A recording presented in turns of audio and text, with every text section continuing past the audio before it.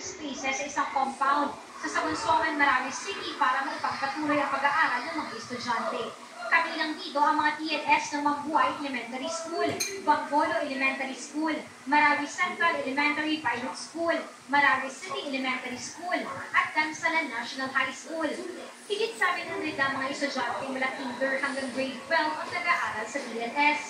Ayon sa mga estudyante, malaking hamon para sa kanilang internet connectivity, lalo na at may mga gawain yung assignment ng mga guro na kailangan gawin online.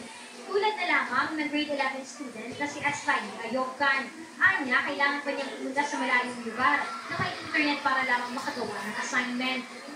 Problema rin niya ang panggastos sa pamasahe. Aminado ang mga estudyante na nahihirapan silang mag-aral dahil sa siksikan at kakulangan ng pasilidad. Pero umaasa silang malipat sa mas maluwag at komportableng lugar. Pag may mga kailangan na pinapagawa ng mga teacher, nagagawa po namin na maayos yun.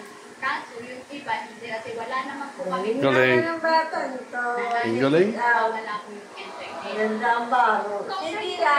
Princess, Ferdinand R. Marcos Jr. ang temporary learning spaces sa Marawi City upang matukoy ang mga kailangang suporta para sa mga estudyante at mga guro. Kabilang dito ang pagkakaloob ng Starlink internet device upang matugunan ang problema sa internet at mapadali ang paggawa ng mga assignment at research. Ayon sa palasyo, ito ay patunay ng dedikasyon ng pamahalaan na paigtingin ang sektor ng edukasyon, lalo na sa mga lugar na apektado ng sigalot. Matitiyak rin na ang temporaryong solusyon ay magiging permanente at ang mga estudyante ay magkakaroon ng maayos at kumpletong pasilidad sa pag-aaral. Samantala, umaasa naman ng mga ibalik na sa normal na setup ang kanilang mga paaralan. Dahil iba rin kung mga estudyante ay nasa maayos na kalagayan, lalo na at sa kasalukuyan, walang kuryente at internet sa temporary learning spaces. Kasi lahat ng learners namin is maayos. Kami yung teacher, kami yung mga teacher na nasa likod, pinipikater na lahat ng activities.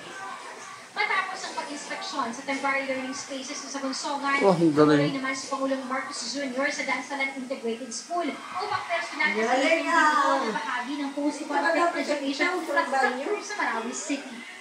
Aba, may baw pa. Sa pambansang TV sa Pilipinas. Bayan, nagsimula ng dumagsa sa mga gasolinahan ng mga motorista para magpakaga ng gudo kasunod ng malaking dagdag sa presyo ng produktong petrolyo bukas. Pero matapos makausap ng Energy Department, pumayag ang mga kumpaw niya na langis na utay-utayin ang pagpapababa ng malakihang dagdag presyo. Magkano nga ba Kaya daw. sa produktong petrolyo?